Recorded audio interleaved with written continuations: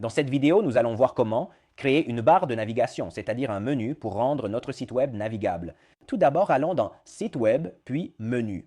Ici, nous en trouverons déjà un créé par défaut lors de l'installation de l'environnement Framework 360, appelé Menu principal. Si nous voulons en créer de nouveaux, nous pouvons toujours cliquer sur Ajouter. Dans ce cas, nous allons modifier le menu principal. Sur la gauche, nous trouverons la liste de toutes les pages que nous avons à disposition et qui sont gérables sous Site web, Page. Comme nous pouvons le voir, il y a la page Qui sommes-nous, la politique de cookies, le checkout, la page d'accueil et d'autres pages. Il y a les blocs globaux, les catégories de l'e-commerce, si nous avons installé le plugin e-commerce, et ensuite la possibilité d'ajouter des liens personnalisés, par exemple avec un lien qui mène à l'extérieur de notre site. Dans ce tutoriel, nous voyons comment ajouter des pages qui ont été créées directement au menu. Par exemple, prenons la page d'accueil et faisons-la glisser vers la droite. Ensuite, nous prenons la page Qui sommes-nous et faisons-la également glisser vers la droite. Si nous voulons faire de la page Qui sommes-nous une sous-page d'une autre page, il suffit simplement de la faire glisser vers la droite. Dans ce cas, plaçons-la au même niveau. Enregistrons. Ensuite, nous devrons afficher notre barre de navigation, là où nous voyons l'espace blanc ici en haut dans l'entête. Pour le faire, c'est très simple. Il suffit d'aller sous Site web, blocs globaux. Nous devrions avoir créé notre entête comme nous l'avons vu dans un autre tutoriel, en créant un bloc global et en sélectionnant le type d'entête. Ce bloc sera répété sur toutes les pages de notre site web. Dans ce cas, nous l'avons déjà créé, donc il ne nous reste plus qu'à ajouter une autre section. Par exemple, ici, nous réduisons un peu le logo, nous élargissons la section de droite, nous cliquons sur « Glisser un contenu », puis nous cherchons la barre de navigation. En la faisant glisser, cela nous permettra de sélectionner un menu. Nous sélectionnons le menu principal et nous verrons que les pages que nous avons précédemment ajoutées seront affichées ici.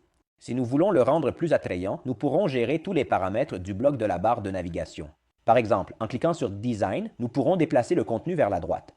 Dans l'onglet Général, en revanche, nous aurons la possibilité de gérer le menu principal, la barre de navigation pour le bureau, par exemple en choisissant une couleur pour les éléments inactifs. Comme nous pouvons le voir, il s'agit d'une couleur sombre, une couleur foncée ou encore un fond si nous voulons lui donner un arrière-plan. Par exemple, si je choisis le vert, comme nous pouvons le voir, la barre de navigation aura un fond vert. Laissons-la par défaut. Pour les éléments actifs, en revanche, afin d'éviter qu'ils ne disparaissent presque. Avec le fond blanc, nous pouvons retirer le texte clair et leur donner, par exemple, une couleur foncée. Comme nous pouvons le voir maintenant en passant la souris dessus, ils deviendront noirs. En descendant, nous aurons la possibilité de gérer le menu Hamburger, c'est-à-dire celui qui apparaît sur la version mobile. Même principe, nous pourrons choisir les couleurs. Le sous-menu déroulant apparaît lorsque l'on clique sur le menu Burger et que la section avec les pages s'ouvre. Habituellement, cela s'affiche ainsi sur tous les sites web. Très bien, nous pouvons enregistrer le bloc. En rechargeant la page, nous verrons que notre menu sera apparu dans l'entête. Cliquons sur la page « À propos » par exemple, et cela nous amènera à la page « À propos » que nous avons précédemment créée avec seulement un texte.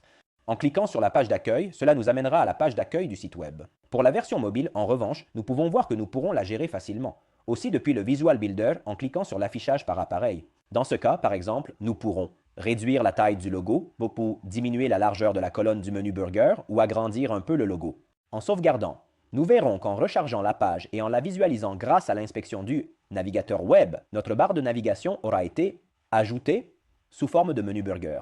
Nous pouvons en améliorer l'apparence en revenant toujours dans les paramètres. Ou, par exemple, nous trouvons l'icône du menu Hamburger. Comme nous pouvons le voir, lorsqu'elle est cliquée, elle devient grise.